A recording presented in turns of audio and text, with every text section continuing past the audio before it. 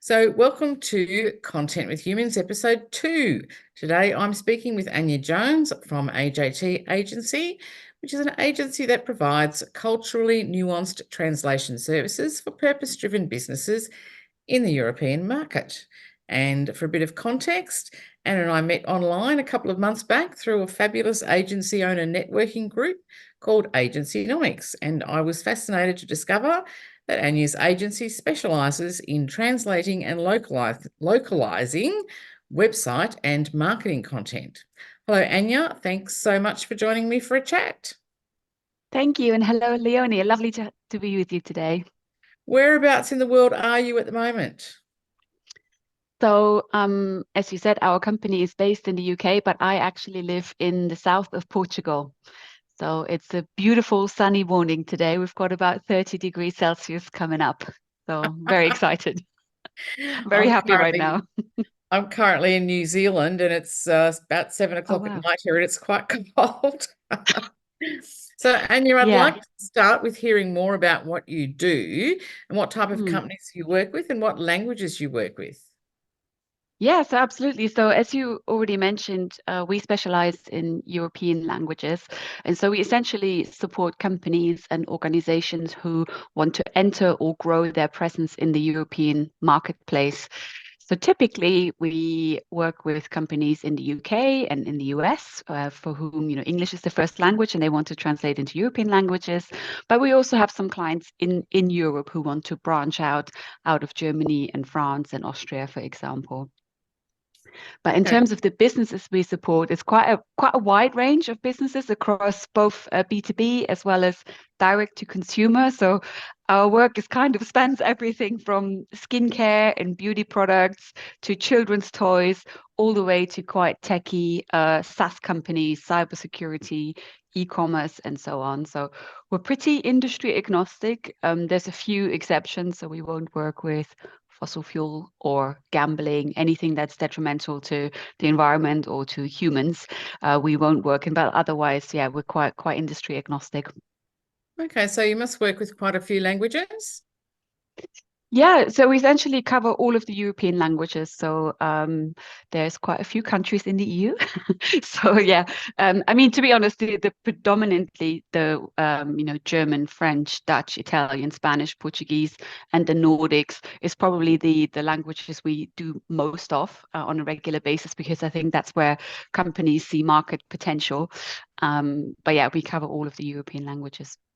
Okay. And if you can say, what sort of projects are you working on this week and what does a typical project look like? Oh, I mean, typical projects probably don't exist in our world, but yeah, I'd love to give you a little bit of a flavor of the things we're working on this week. So there's a few things going on. So one is we're doing some SEO keyword research and competitor research for a Nordic B2B brand that's looking to grow in the Dutch market.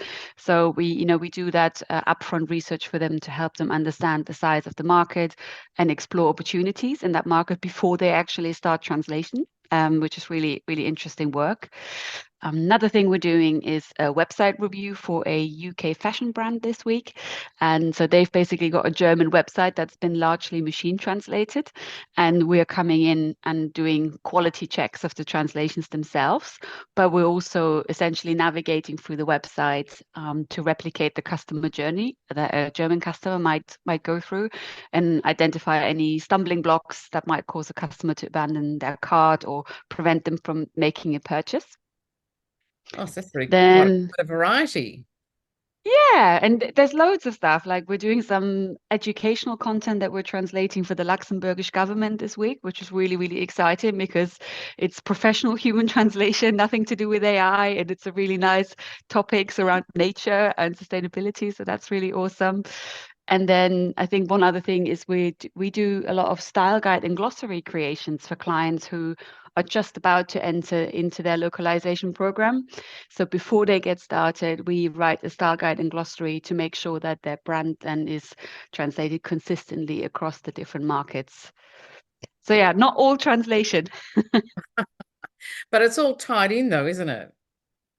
Yeah, that's it. And I think it's kind of it illustrates beautifully that, if you're a professional translator, it's not just about the words on the page, but it's the whole strategy that fits around you going to a new market, really. Mm. So I noticed that you're B Corp certified, and that's quite a trend in the UK, and not so much here in Australia at the moment. What was Mm. involved in gaining that certification, and what motivated you to do that? Yeah, really good question. So we've always kind of seen ourselves as an ethical translation company, and we were celebrating our 10-year anniversary. So we started in 2010. So in 2020, we were celebrating our 10-year anniversary, and we're like, okay, like where are we going next? What's next for us? And we have been aware of the B Corp movement, partially because one of my favorite surf brands down in Cornwall, Finisterre, were B Corp. So we kind of, it's been out in our consciousness. And yeah, so it was something that we were really interested in. And for those listeners who might not be familiar with B Corp, it's essentially a framework for businesses who don't want to be just purely driven by profit, but who also want to balance that with looking after people and planet as well. And it's probably not that what do you say? It's not that obvious to anyone outside of the translation industry that they're actually, it's not always just a great industry. There's some really bad practices in our industry that are really um, bad, that we don't agree with, we don't associate with. Anything from super long payment terms, really poor rates, bad project management practices, and so we kind of wanted a way to differentiate ourselves from that, and we were looking for a certification, an external certification to show that we're different and that we are who we say we are for our clients, but also for our community of 300 freelance linguists that we work with. So that's kind of the background to why we wanted to become a B corporation. Well, and it's working And because I noticed that you've also won the Ethical Business Award last year. yeah, absolutely. That was definitely a highlight. So the Ethical Business Award was organized by the UK Association of Translation Companies, and they run a conference every year. And last year they decided to put ethics on the map, which I'm so proud that they did that, because it's the first time really for our industry that people have put on a conference specifically to talk about ethics in our industry. And part of that I'm sure was also fueled by kind of AI kind of being in all of our minds, and people being impacted by that. So I think it was really timely for them to do that, and it was great because we were able to kind of share our B Corp story, our journey, and share the things that we do around sustainability and employee well-being. And so yeah, that was really great. So we won the Ethical Business Award essentially for our business practices that are around ethics, transparency, and just respectful business relationships with our linguists as well. Fantastic. Congratulations. That's a huge win, I think, Thank especially you. if it was the first time that they'd run Yeah, the award. That's fantastic.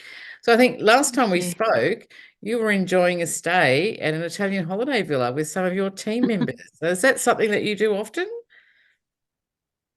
Yeah, I'm still digesting all the pizza and pasta that we ate on that trip. Yeah, so really, really interesting question. So I think when we last spoke, we talked about remote culture, right? Because you're a fully remote business as well. Yes. Yeah. Yeah. And so we actually we used to have an office, a seaside office in the southwest of England before COVID and Brexit. And then when COVID and Brexit kind of came together, we decided to go fully remote. So most of our team is based in the UK.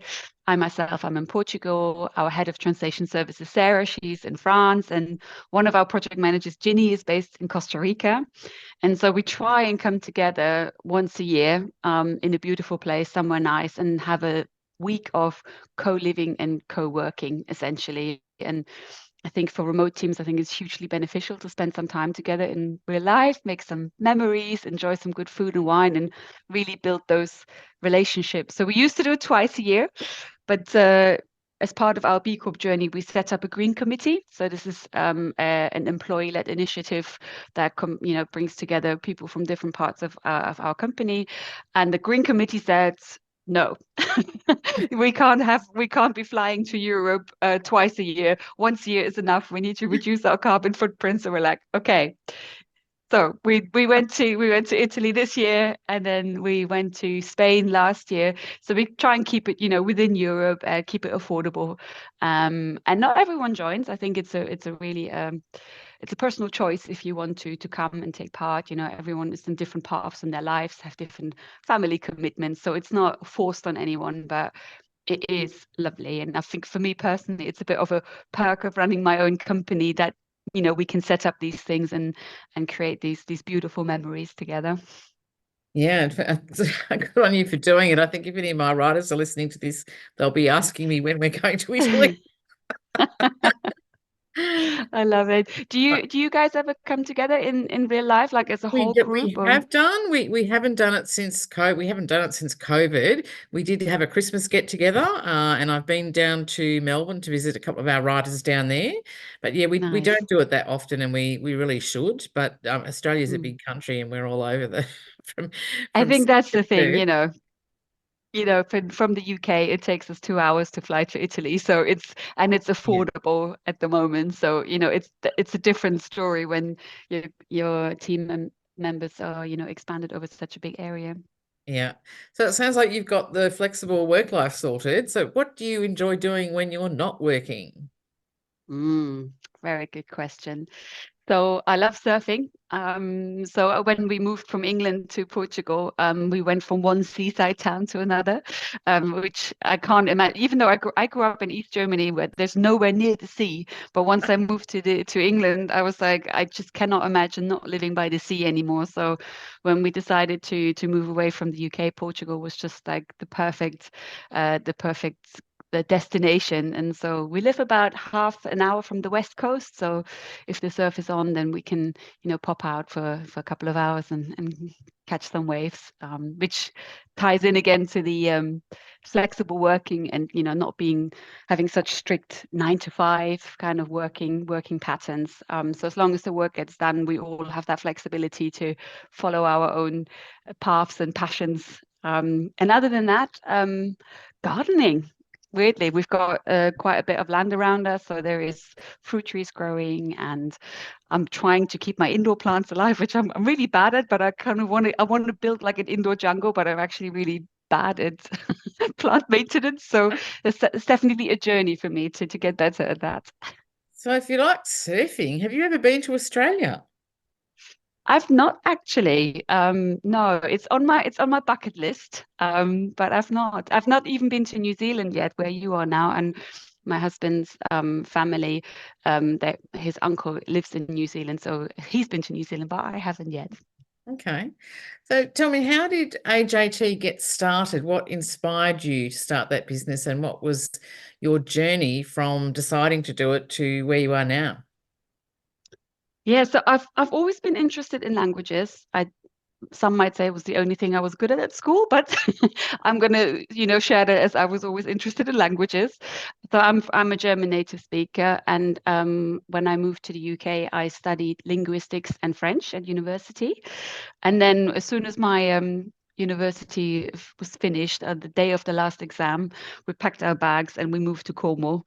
And it was either at that time it was the choice of going to Cornwall and enjoy the surfing or move to London for like a career in languages. And we chose to go to Cornwall and enjoy a little bit of living. And so I initially worked as an administrator for a sailing association for about 3 years. But then I was kind of, okay, I really want to get back to languages and do something, make use of all of that knowledge that I've got and work more actively with languages. So in 2010, I set up as a freelance translator, translating from English into German, just at home from my kitchen table. And it's quite quickly that people would contact me and say, oh, can you also do French? Or could you also do like Italian? And typically in our industry, we translate into our mother tongue because that's, how you get really high quality translation. So even the first 6 months, I was already working with other freelancers to deliver multilingual projects. And it kind of just snowballed from there. And then in 2014, we employed our first employee, a German translator in-house. And so, yeah, it's kind of really grown from there. It's been an incredible journey, really. At some point, the team was like 30 people. We're now back to 10. So it's kind of been up and down a little bit. But what I've really loved is just that opportunity to nurture language talent. When I first came to the industry, it was like I didn't know how much people charged. It was really hard to get your foot in the door. It was really hard to get started. And we kind of have that chicken and egg situation where people will go to university, they'll do a translation degree, and and then there's no in-house positions. Once you kind of graduate, you kind of straight onto the freelance market, and that can be really tough. To get your foot in the door, but also to gain experience in a safe and collaborative environment, right? And learn from more experienced translators. So we've had the opportunity to run translation internships. So people from German and French universities would join us for their translation internships as part of their master's degrees. We offered graduate positions, so we would employ graduates straight out of university, and then we also ran a graduate translator scheme. So this is for anyone coming straight out of university. We would offer them a 6 months program where we give them regular work at a slightly lower rate. And in exchange for that, they would get regular feedback on their work. And then after 6 months, if the quality is there, they would graduate from the scheme. They would join our regular pool of freelance translators. They get a certificate. They'd move on to a higher rate. And that's actually that scheme is something we won an award for from the Institute of Translation and Interpreting in the UK. So that's something I'm really proud of. And sometimes when you go through life running a business, as you know, it's not all rainbows and unicorns. There's tough times sometimes, but it's really nice to take a moment to reflect on what you have done during those last 14 years now. Yeah. We've had quite a similar journey in a way, because we started in 2009. And similarly, we had a team at one stage of about 30 people, combination of freelancers and my editor, who's an employee. And we've cut back to about 15 now as well. And we've had the remote. We've always been fully remote, and we've always had the focus on quality, but also on flexible work for everyone who works for us to be able to, Yeah. as you say, as long as they get the job done. That's the important thing, and we don't like the 9 to 5 at all. The So thing is, if you implement that, then you have to do it yourself as the owner. And if that doesn't suit you, you know, you shoot yourself in the foot, as they say. yeah, but I think if your focus is on quality, you're kind of always going to win out in the end, aren't you? Because um, you're above a lot of the competition to start with if you have that focus on quality. Definitely. And I think people generally will also, from a talent acquisition point of view, I think people want to work for purposeful businesses. They want to work in a place where they're looked after, where they feel they're being trusted to do their best work. And so I think it all kind of comes together, focus on quality, but also focus on values. I think it's just, yeah, it's a good mixture to create a good working culture and it all feeds into each other, because if you give people freedom to do their work in the way that makes most sense to them, they're also going to deliver better work and they're going to stay with you for longer. So yeah, it's kind of a virtuous circle, I guess. It is, and staying with you for longer is such an important thing as well, because people learn on the job. They're continually learning and improving, and so they're more valuable once they've been with you for a few years. They're more valuable than ever, and you really don't want them going Absolutely. anywhere. And if they've got a fantastic job and they feel appreciated, they're not going to go anywhere. Absolutely. And I also thinking about clients, right? I mean, the amount of expertise and knowledge, product and service knowledge that the writers and translators build up for a particular client and really nailing that tone of voice is so important. So the retention is actually really important, not just for us as a business, but also for our clients. Mm. So let's talk about things that get lost in the translation. So, because I know we're sometimes asked to rewrite content that's been translated from German to English because it's completely lost its style in the translation. But more often, we're asked to localize content that's been written in America for the Australian market, because it's not just about the language. There's so many things that can be different between two countries even when they speak the same language. So you do that much more often than we do. In your experience, what else Mm. gets lost in the translation if the content is just being translated instead of being properly localized by somebody with the appropriate experience to do that? Yeah, it's such a good point. I think the main thing that people probably don't appreciate always is that it's not just translating the words on the page, right? You also need to adapt to cultural differences. And we focus on European languages in our work, and you might be tempted to think that Western cultures are basically think the same or behave the same way, but that's not actually true. There's quite a few differences among even European cultures that are quite notable, and addressing those is really important when it comes to localizing content so that it actually performs what and does what it needs to do and brings you the return on your investment in that localization. So you mentioned American English. We are also sometimes asked to adapt American English for the UK market, as well as translating into European languages. And we really need to tone down the enthusiasm and the superlative, which can be just seem over the top and not believable for a European market and Australian market as well, I guess. Yeah, we're But it's very not. similar in that, I think. Yeah, I think that there's something about that. But then it's not just about the language either. I think looking at the broader picture, it's also about behavior, about actually how people go about searching for information and how they buy products, for example. So German buyers, for example, they're very well known for being hungry for facts and figures.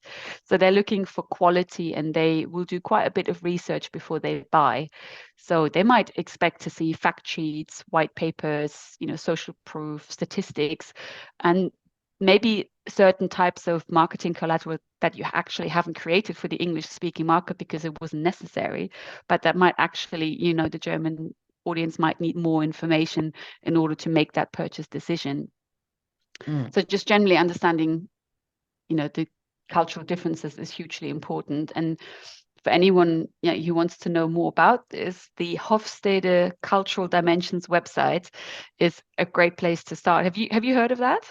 I haven't, no.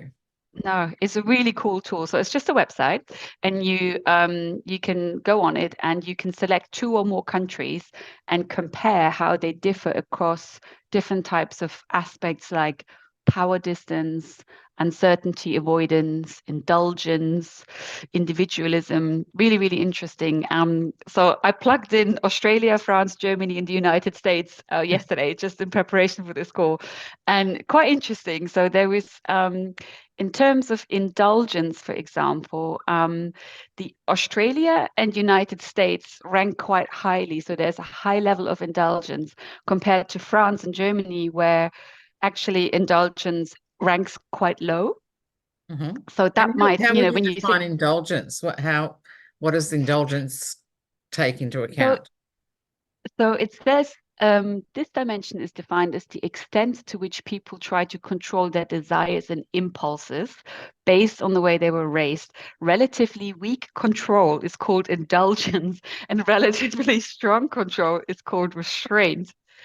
And interestingly, when I was thinking about that, is that perhaps that means that in America and Australia, there are more spontaneous purchases, more treat yourself, you only live once, versus the more restrained, being quite frugal, thinking long term, thinking about your savings. I think it's fascinating. I could play with that tool all day. Yeah. Um, I will grab that website address off you yeah. later because that would be fascinating. That is definitely true. I think we are a bit indulgent in Australia. The You the might other give us thing I thought was some, sorry, go on. Oh yes, sorry. I was going to say just the other example that was quite interesting was the power distance. So both actually Australia, United States, and Germany rank quite low in power distance. So this is how people perceive power to organizations, for example. And in France, power distance is really high. So I think for me that means that perhaps in France people spoken to more formally, rather than when you think the power dis everyone's equal in Australia, United States, Germany, then there's less formal language, and it's quite interesting how that relates to how language and how we address people in marketing content. So in Germany, for example, like you have formal and informal you in European languages. So in French, you have the vous, which is formal, and the tu, which is informal. In German, you have sie, which is formal, and du, which is informal. And it's a grammatical thing, but also reflects formality in language. And in German, for example, we're seeing more and more brands gravitating towards the informal you, right? So people like Apple, kind of brands that want to be cool and a bit young and a bit fashionable might gravitate towards the informal you, but whereas in France, not a thing. Even very cool brands will still go with the vous, the formal you, and you only really use the informal when you speak to children, for example. So that's where that power distance comes into play. Yeah. And that's really very interesting because that um I have a bit of an odd example of that in that many years ago I was in the police force for a while, and myself and my partner were showing around a couple of British police officers who came here to take somebody back to the UK, and they were very formal, even speaking to each other. And they were absolutely horrified by the way Australian police officers spoke to each other and to their superior officers. They couldn't believe it. They really couldn't believe it. So I think that's an example because in terms of marketing, it just shows you that if you don't have the right level, it can be seen as disrespectful. Absolutely. Yeah. It can really put people off if you're being overly friendly or overly informal. And I mean, even within a market, I always have this funny example about my dad. So he's like early 60s, and he walked into an Apple store in Dresden, so a big town in East Germany, and a young guy in his 20s approached him with, "Hey, how you doing?" in the informal you. And my dad was so offended he walked straight back out. Which I think is so cute. Like even, within our own cultures, it's quite hard to get these things right sometimes. Mm. So if you're working into other languages that you don't know, it's just so important to have a trusted partner who can guide you in that so you don't put your wrong foot forward. Yeah.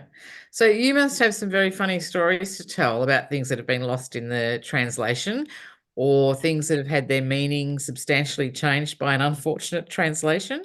Is there an example that sticks in your mind? I mean, there are a few. There are some quite funny translation fails that you might have heard of that are quite famous. So one of them is like KFC, Kentucky Fried Chicken, mistranslating their finger licking good slogan for the Chinese market as "eat your fingers off." Uh, I so hadn't heard that's that. another one that I came across recently was quite sweet is innocent drinks. I don't know if you've got those in Australia as well. It's like lots of smoothies and kind of healthy drinks. And when they first went into the French market, they translated their tagline "without preservatives," very important part of their brand offering. But they translated it as "sans préservatif," which in French actually means "without condoms." Uh, Which you'd hope so wouldn't come with your smoothie. yeah, absolutely. So these are kind of interesting errors, but I think sometimes language errors come from ignorance, really. Like an example of that would be like IKEA, who apparently they have an IKEA store in Bahrain, and there was a big English slogan on outside of the store says "Create your perfect night's sleep," and then it was followed in huge Arabic script by the words "same text but in Arabic." Oh, that would be embarrassing. Right, and what kind of message does that send? But I think that's down to ignorance, really. But another kind of a big one that kind of made the headlines, at least in my world, was back in 2022 when Google Translate, they had this massive conference where they were announcing that their software now worked in a whole lot of new languages, but the phrases that appeared on the big screen on the stage were actually riddled with errors. So there was Arabic script appearing on the screen, but it was flipped backwards, and people were looking in every single language that was displayed had some sort of errors in it when the language wasn't in Latin or Cyrillic script. So you imagine even Google Translate not getting it right. Yeah, yeah. Quite Well, yeah. embarrassing. their But yeah, technology is getting a few things wrong lately, isn't it? Makes absolutely. me Well, there's every time. definitely, and there was one particular example that I hope is not too spicy to share Share here, away. but so one of our German translators was reviewing a translation that was AI generated recently, and it really made me chuckle. It was basically a product translation for a type of stand, like imagine like a stand for a microphone, for example. And the correct German translation for that is Ständer. So quite similar, Standständer as Standständer. But the thing is, Stände is also a colloquial expression in German for having an erection. And she was reviewing this AI translation, and because you know that, like everything, all the slogans just read like really, really bad double meanings. So it kind of made us chuckle, and it's that subtle cultural knowledge that someone might not know if they don't speak language. It's like they flip a button, say, "Oh, Google Translate looks German. I'm sure it's fine," and then before you know it, you've kind of embarrassed yourself a little bit with your Mm. German readers, for example. Yeah, But yeah. like a more somber example, just to kind of talk about cultural knowledge that an AI, for example, wouldn't have been trained on is you take the word leader, and if you write B2B copy, there's always the word leader in there, the leading company, the leaders in this sector, lead in this industry, etc., etc. Now the word leader in German is Führer, and historically that is a term that was used for Hitler. So it's a historically charged term, and when we translate marketing copy, we try and find an alternative. There we might call it a leading expert or leading software rather than the leader, to kind of avoid that kind of connotation. Mm. Now, I don't think an AI would necessarily have the cultural sensitivity to know about that. So if you're not careful, things can just slip in that you haven't even thought about if you don't have that language capability. Yeah, and that's where the quality control comes into it, doesn't it, with the human element. Absolutely, yeah. So is the rise of generative AI affecting what you do very much? It's a really interesting question, and I'm having trouble of finding the best way of answering it, because I think the reality is that since COVID, we were like super busy during COVID. Everyone went online, so there was a lot of content being produced, which then needed to be localized. And since then, since COVID, we've experienced quite a downturn. But I don't think it's just generative AI that's caused that. I don't think it's the single driving factor. I personally think it's a combination of both generative AI coming on the market and a global recession having a knock-on effect on marketing spend, for example. So I think, with the recession, people are generally more careful, and when budgets are tight, people will often hold off on projects, and they look to automation to bring down costs. So and we've definitely seen that with some of the very large Fortune 500 companies we translate for that have very mature localization programs and who are playing around with new technology, and they're moving away from that two-step process that we have traditionally, where you have one translator translating and a second person proofreading, to AI translating and a human reviewing that work. Um, and so we're seeing that at the moment, but to my mind, it's short-term thinking. It's not very strategic. I think right now people massively overestimate the quality of AI translation, because essentially it's a simple word for word translation based on a predictive method of what word should come next. There's no cultural sensitivity, like we talked about. All the things that we mentioned. And AI doesn't think, it doesn't feel, it's not physically embedded in our world or has lived experience. And while it's impressive technologically that it can translate sentences, I think it misses the bigger Mm. picture. And Yeah. thinking around the future, I think a lot of translators are very worried right now. Probably the same as copywriters are with generative AI. There is that expectation. Well, if ChatGPT can just write it, why do we have to pay hundreds of dollars to professional writers to do that? But I generally am an eternal optimist, but there is a common theme with technology that we tend to overestimate what technology can do in the short term. So that's the AI hype cycle we're going through right now. But we tend to underestimate what technology can do in the long term. Mm. And so that's the thing that worries me a little bit. And I actually, because I'm so worried, and I didn't know what's going to happen in our industry. I'm actually in the last stages of an artificial intelligence course with Oxford University, because I'm personally really struggling with making sense of how AI is affecting us right now, how it will affect us in the future. As the leader of a company, I feel like I need to have a sense and a vision, and I didn't.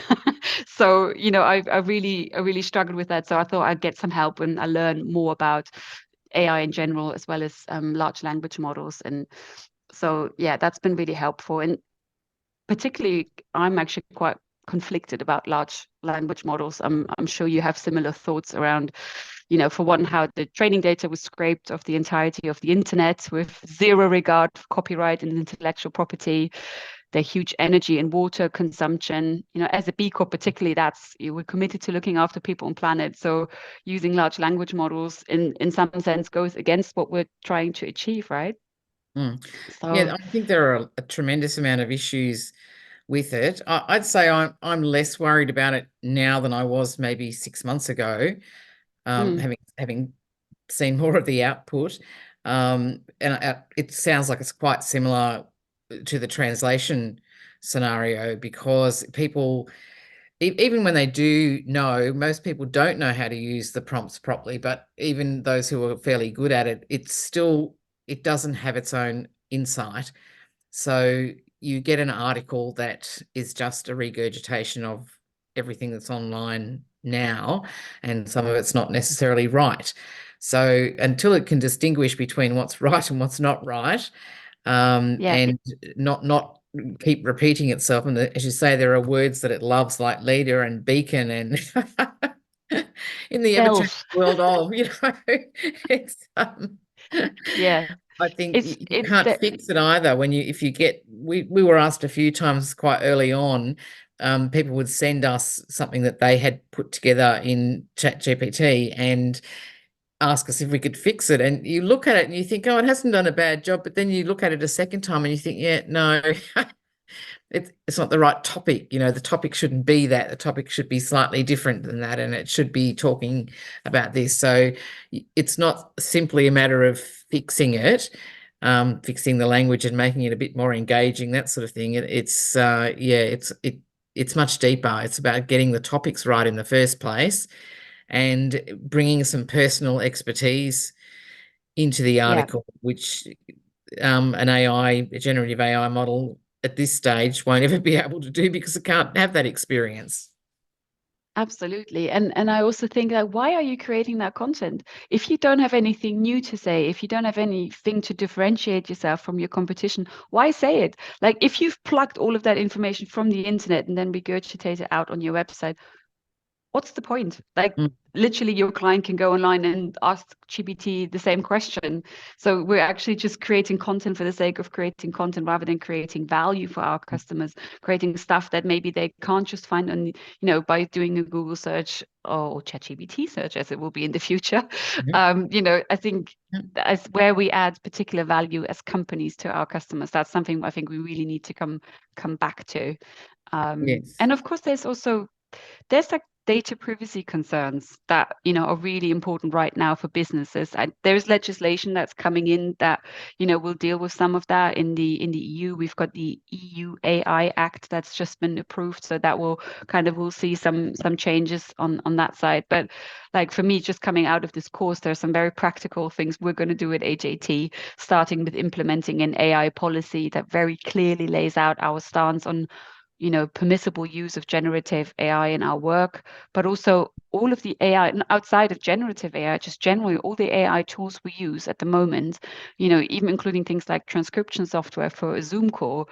What happens with that data? If we're having conversations about our client work, confidential information, is that information then fed into a large language training model? Like, we need to be really clear about that as businesses as well.